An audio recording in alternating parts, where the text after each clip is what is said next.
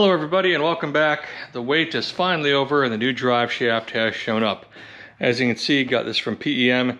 It's 3.5 inches with 1/8 sidewall or 125 thousandths, 1350 U-joints.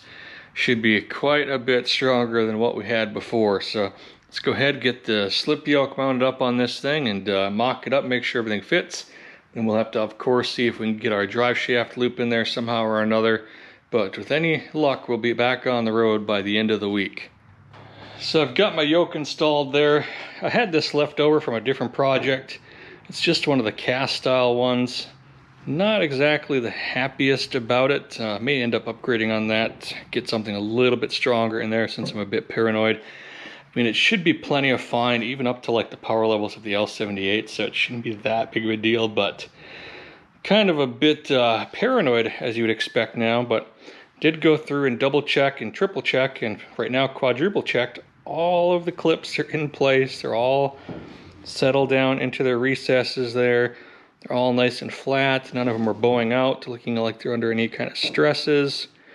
Everything looks like it should be where it should be. So should be good to go. I'm gonna go ahead, get this thing underneath the car there, mock it up, test fit it to make sure everything looks good. If it does, we'll end up bolting it probably in place temporarily, and then we'll start trying to figure out what to do about the drive shaft loop situation. So underneath the car here, at first glance, it would almost seem like everything's coming together really nicely, but unfortunately, that is just not the case. It has been quite the struggle and quite the headache all week long, just with random little things, and took a really long time for the parts to show up, so I got a really late start this week. Drive shaft here showed up late Thursday. Pinion yoke there was supposed to be here on Friday. Didn't see it until like late Saturday night. So it's midday Sunday and we're just running out of time and things are not fitting together very well.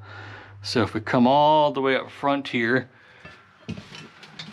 I've been continuously struggling with this stupid inspection cover. I just cannot seem to find the correct hardware to get this thing bolted up.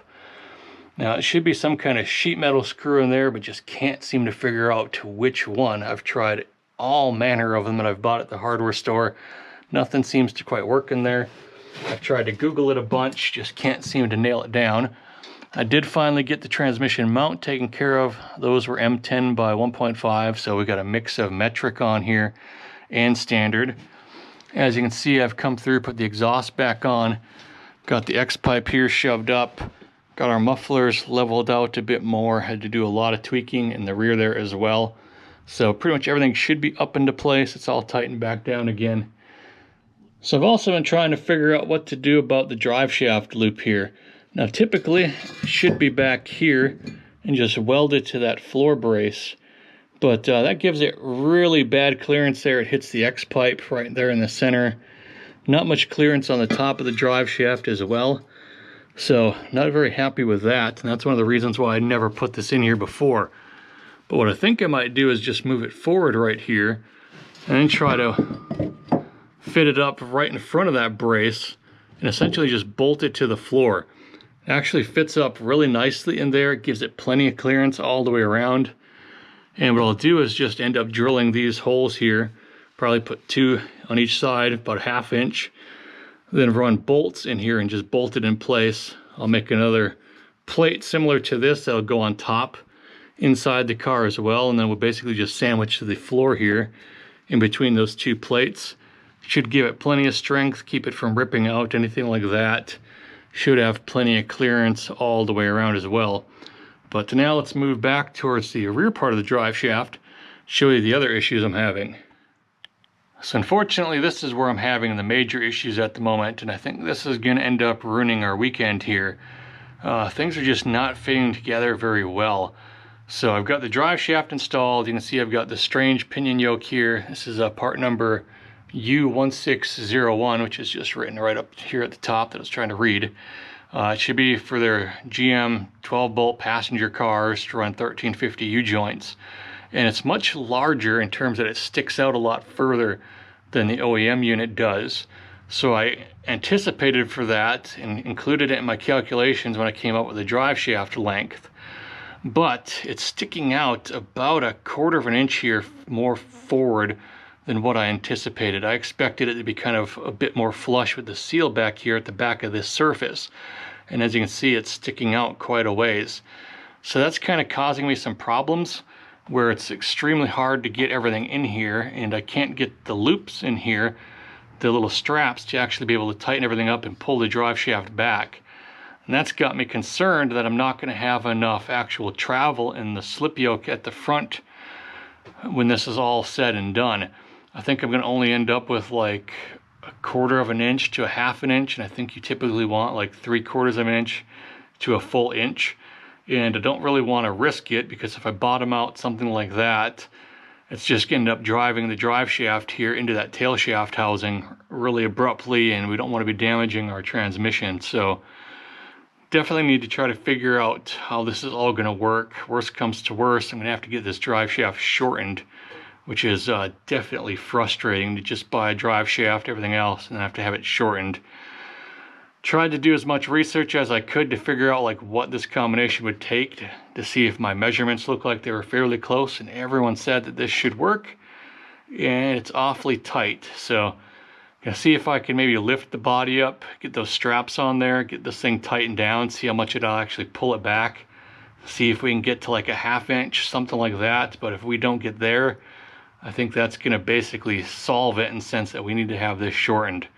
So go ahead, see if I can get that to work. Otherwise, we'll just try to button up some of the last remaining items, like getting the speedometer cable up there taken care of, some of the other small little odds and ends, but will be a very frustrating end to the week if this doesn't end up working out.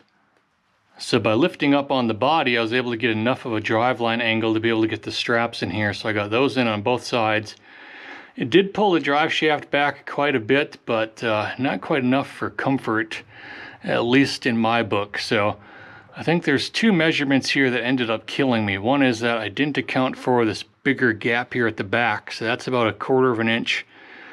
That got me there. The drive shaft here is actually about 55 1/4 instead of being right at 55, so that's about another 1/4 of an inch off. That's messing with things. So here at the slip yoke, you can see that we've only got about 1/4 of an inch. And now this is just a little above ride height. When I put some weight on the car, it pulls out just about another 1/16 more. But definitely too close for comfort. Not sure that I want to brave trying to run that, so not quite sure what to do at this point in time. I might just have to have this drive shaft shortened about 1/2 an inch, 3/4 of an inch, something like that. I think if it were maybe 55 inches on the money, this would get us to maybe about 1/2 inch of space there, and I might be a bit more comfortable with that. But because we're only down to about 1/4, I'm just not too sure. So like if I put a bunch of weight on the car, it actually seems to extend the length here and gives me more of a gap. But when I jack it up all the way and just hang the rear end off of the shocks back there and pretty much go to full travel, it gets pretty dang tight up there. I mean, there's maybe less than 1/16 of an inch clearance. It doesn't actually rub or anything like that. It still turns freely, stuff like that, but I just don't trust it like that. Really wish we had 1/2 inch at least. So I'm gonna have to try to figure that out. So I've done a bit of digging here, trying to come up with a solution for back here, and I think I've got a plan. So Strange makes another version of this. It's actually the U1602. That's almost like a factory style replacement. And now it's not chromoly like this one is, so it'll be a little bit weaker. It's pretty much modeled after the factory one. It'll be a little bit shorter, it's cast, but they did go through, they strengthened it in areas, added material, stuff like that. I think that'll work for what we're doing. It'll probably even work with the L78, but my thoughts are, I'll stick this guy on the shelf, save on this for right now, and then when we go and put the L78 in here, I'll swap out the slip yoke to match this with a chromoly version, and that's when we'll come and we'll cut down our drive shaft and size that appropriately, since I think the chromoly slip yoke in the front is going to be long, similar to this one here. So I think we got a game plan. Unfortunately, it means we're not going to be rolling this week.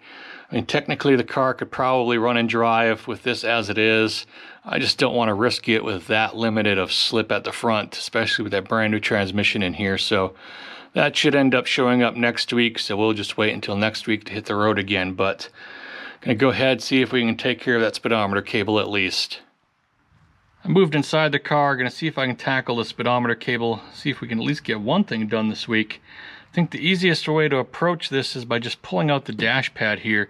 There's just a number of screws that go underneath the dash here and hold it in place.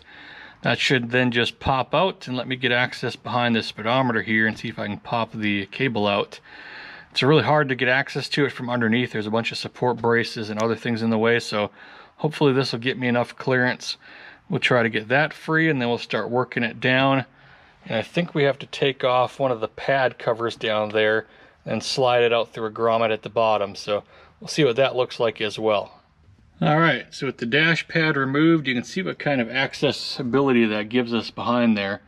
Not much, but hopefully just enough for me to be able to squeeze my hand in there and hopefully get that speedometer clip released and get that cable popped out. So, gonna see if I can go ahead and do that. My big fat hand will be in the way, so probably won't record all of that fun and excitement, but hopefully I don't get stuck.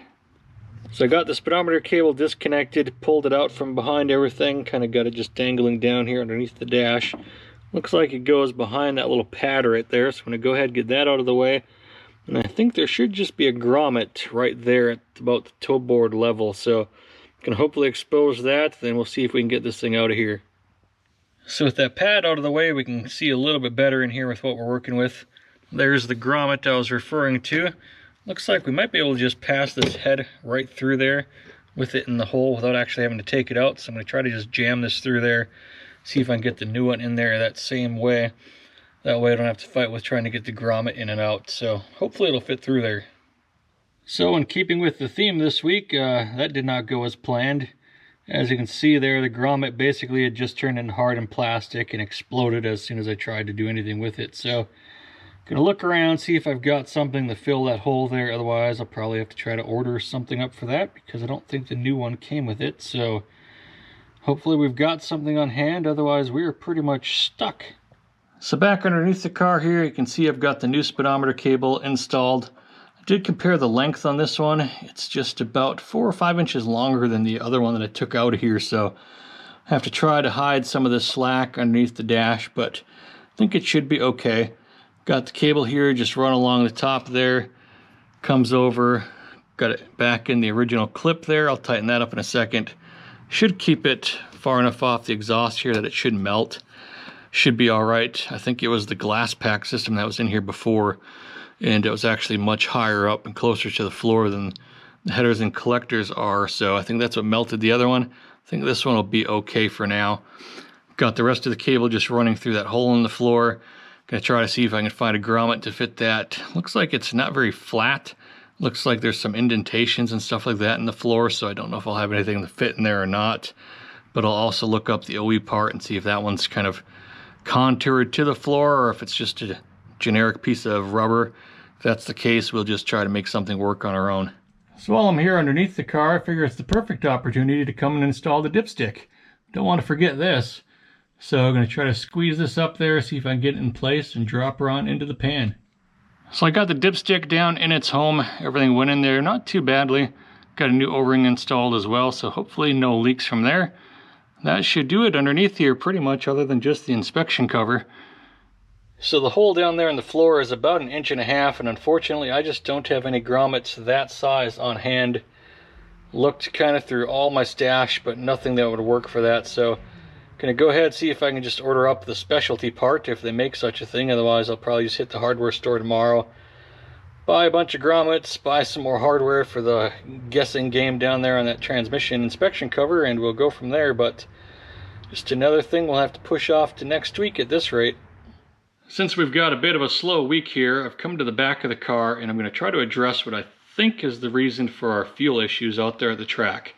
Now, we've had these issues before in the past, and then I swapped out the pumps, and we never had it really again until we did the higher horsepower engine setup here. But I think this guy here is part of the culprit. I thought so back then, and I didn't really address it, but we're going to try to see if this might be it now. Now, obviously, we can't run the car for right now, so a lot of this is just theory crafting until next week. But the way this is supposed to work is that there's a couple of different tanks made. One was for California cars, and then one for everything else. And if you had a California car, you had vents that actually were on your fuel tank itself, and they ran through a charcoal container. This one here is set up for the non-vented tank, where the cap is what vents. And it says vented anti-surge on there. And this little guy fits very tightly on here. Like, it's very hard to turn. It's extremely tight fit. So I was wondering if maybe it was just getting so tight that it wasn't allowing the air to be breathed in and out of this thing. So the way it's supposed to work is there's like a check ball inside of there, and then these little dimples here in the cap allow air to kind of go over all of the O-ring and everything else, and then either enter or exit through these little dimples on either side of the cap there. And I think that that's just not happening. So if I pull this off of here, you can kind of see how those little kickouts there exist on either side, and they're outside of the realm of the O-ring itself. And the O-ring in here is pretty rubbery, seems to kind of work, do its thing. The little check ball there in the center, I've actually played around with a bunch. I've got it like jammed open right now, so it should be moving air pretty freely in and out, whether it's under pressure or not. I think that's the way I left it after last year. Never really had any problems, but I wonder if this thing here is just not allowing air through itself the way it's supposed to. So let's go ahead and take this over to the workbench and take a little closer look at it. So I pulled the rubber O-ring out of there so we can take a closer look, and you can see how there's sort of a bit of a disc there in the back, and it's raised up off the surface of the actual cap, and the air moves behind that disc, and it's supposed to come out through these little dimples on either side, whether it's sucking air in or pushing air out if it gets hot and the gas expands, that sort of thing. Now I just wonder if when I have the washer in there, or that O-ring in there, if it's just pushing down on that disc too much and not allowing air to move. I can breathe in and out through the little check ball right there. It's moving plenty of air just fine, so not quite sure what the deal might be. Now I have tried to order a couple of these things a number of times, and either I get them and they're the wrong size, or I order it and it says it's supposed to be vented, but they keep sending me the non-vented caps. So it's been a bit tricky trying to get the proper replacement for this to kind of rule it out. If all else fails, I might just come through here and drill a hole in it. But for right now, what I'm going to do is just leave that little rubber gasket out of it. Just put this on there. Maybe not twist it all the way closed, just maybe halfway, something like that, and see if that helps us. Maybe even come back and drill a hole in this thing. That way we can guarantee she breathes and see if that takes care of her issue. But again, since we can't actually drive the car right now, just a lot of theory crafting, and we'll just have to see if this works or not next week. So when the transmission let loose on this thing, we ended up shutting the engine down pretty much right at the end of the run there. Didn't let it idle or anything like that, so the engine here hasn't run since then. Might not be a bad idea to just pull out on these plugs and read on them just a little bit, see how the car was doing through that run. Now we know it ended up getting quite lean, probably from fuel starvation and stuff like that, but reading on the plugs might give us some clues on that as well. So might as well do that, since this week has kind of not gone the way that I wanted it to, just with things not fitting up so well. So might as well kill some time here and see what these plugs tell us. So I only ended up pulling out 4 plugs. I figure that'll be enough for us to get a read on the engine. So this is cylinder number 1 here. Came out a little bit wet, smells like fuel just a little bit. For the most part, looks like really dark brown on there. No real debris or crud buildup that I can see. The strap looks pretty clean on it. Got a pretty dark brown tint to it, so maybe just a touch darker than what I'd like, but not bad. Cylinder number 2 here looks like it was running a little bit leaner than the other. This one here is pretty clean. A lot of gray, a lot of ash there on the strap, but some dark browns to it as well, so not bad. Number 3 here, very similar to number 1. Pretty clean on the porcelain there, just kind of dark brownish colors. Strap looks pretty good. Not too bad at all. And then number 4 here was the one I was most interested in. This one's our worst cylinder, if you remember from when we were ball honing everything else. This is the one that had the most rust in it, but it's got a bit of buildup on it. The strap is looking a bit more dirty than the others. It's dark brown on the strap for the most part, but you can see that the ceramic there is pretty dark black, does have some brown in it, so this one's definitely not cleaning up as nicely as the others. But these plugs here are the R43 XLS, so they're probably a touch cold for this engine.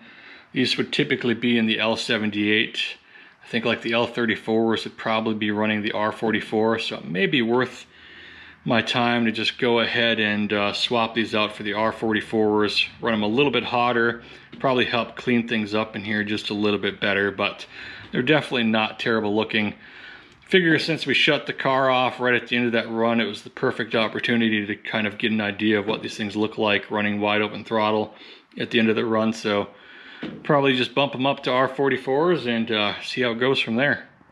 So I think that might end up doing it here this week on the old Chevelle. Definitely did not make it nearly as far as I wanted to. I was really hoping to have this thing back out on the streets, be driving around, testing out on that shifter and that sort of thing, but sometimes it's just the way it goes. Unfortunately with the Chevelle, it seems like that's the way it always goes, but stuck waiting on parts at this time, so got another pinion yoke coming in. That should hopefully get me enough slack in that drive shaft where I'll be comfortable driving it around.